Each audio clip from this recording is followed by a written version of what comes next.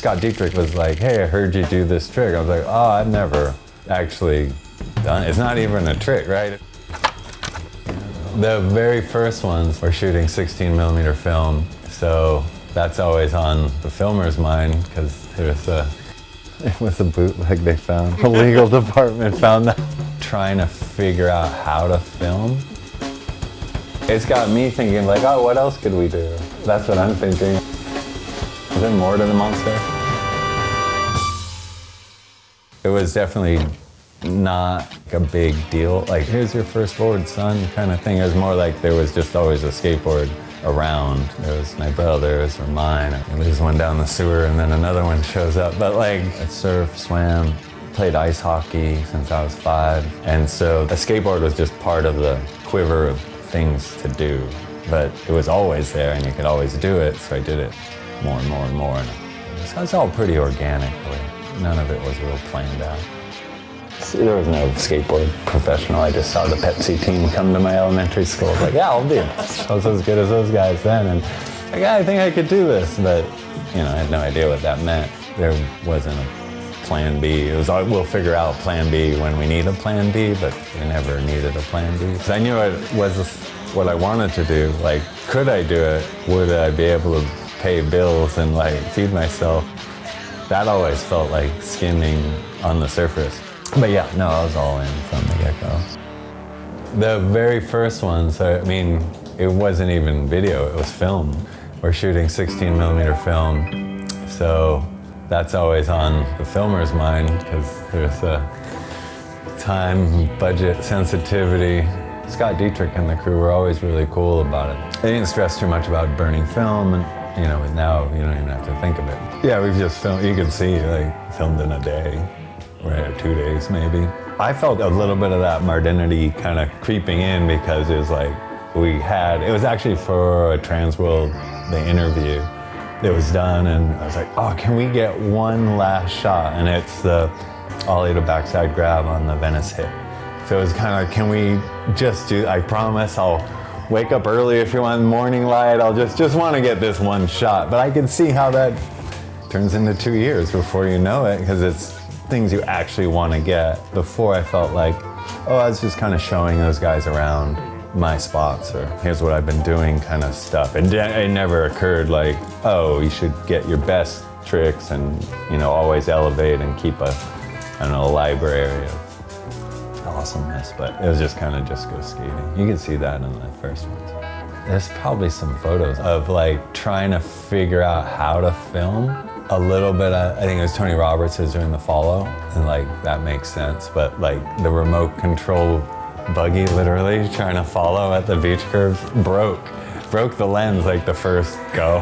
so there was a bit of this kind of early days trying to figure out literally how to film, how to get the best shot. But I think in some of the first videos you can see too, the approach yielded such different things. I think it's more to do with street parts, right? Because it's like no one really knew what that meant. So Kendall goes out and does the things he does in the street, and you see Roscoff goes on the path. I don't know if that's really what it, like it felt like a day in the life of everybody's idea of what street skating was at the time. You know, by the time the videos come out, they do, even to us, it felt like old news, you know, kind of like, I remember being tired of it myself by the time it came out. You're like, oh, so things have already progressed way beyond.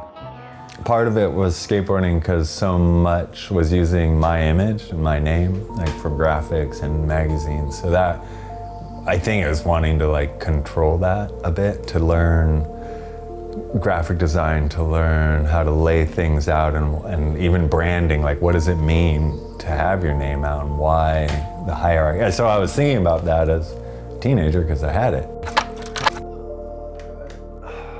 The legal department found that in Brazil or something. It was a bootleg they found.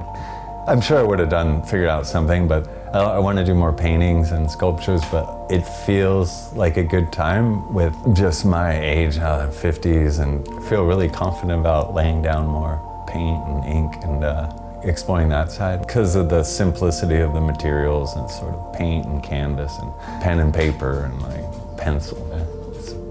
It's something that stands the test of time and like just stays with that simplicity. Looks like Munster.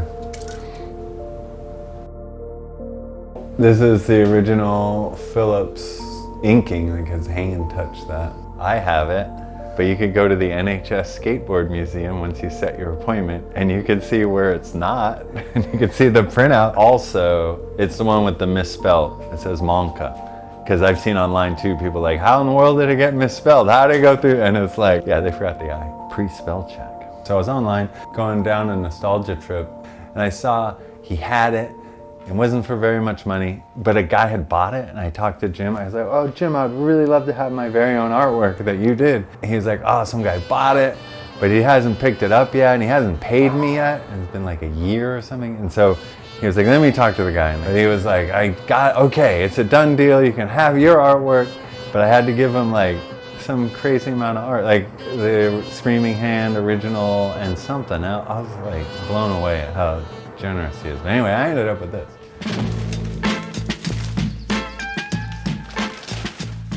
It's funny too, I guess, how much work had to be done in it.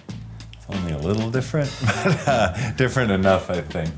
It's just fun that we can get some life into it too. Like having this graphic evolve. I don't know, we pushed it before. I mean, we had the Godzilla creatures, and right? It's just fun and being able to iterate on that.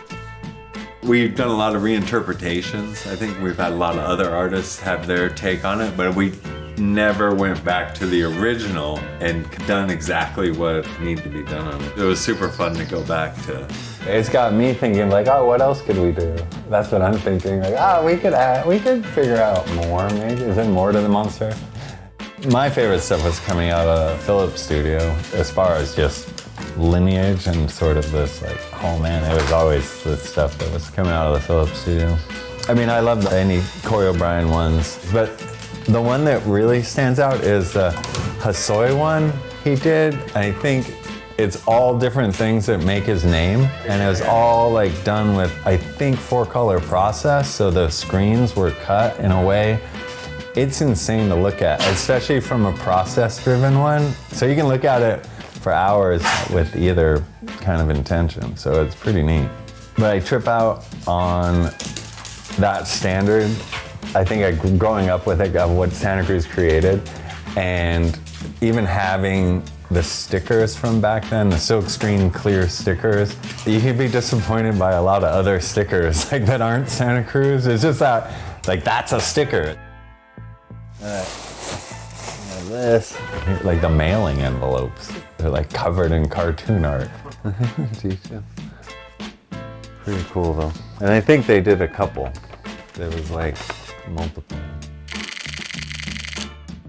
That hydrant was right across the street from our friend who was a hair cutter, Masao. If someone's getting their hair cut, we would try and spin around on the fire hydrant. It was like Julian or Jesse or someone like who lived nearby. That was just kind of what it was. Like, it wasn't a trick, but then Scott Dietrich, the filmer, he was like, hey, I heard you do this trick. I was like, oh, I've never actually done it. It's not even a trick, right? It's like a thing you do while you're waiting for someone to get their hair cut. But then, yeah, I figured out a way to pull it off. And again, back to the film thing, we're like literally running out of film to shoot because it took a few tries. So I was in real time trying to figure out how to come off that thing. So that's kind of the story there. So I was surprised he even heard of it. So maybe that would have never even gotten captured had you not asked you about it on the spot like that. 100%, yeah. I wouldn't have brought it up because I didn't know how to roll out of it. Yeah, well, I get all of them, from snowboarders to anything flat on a thing spinning. People send me that. It's funny.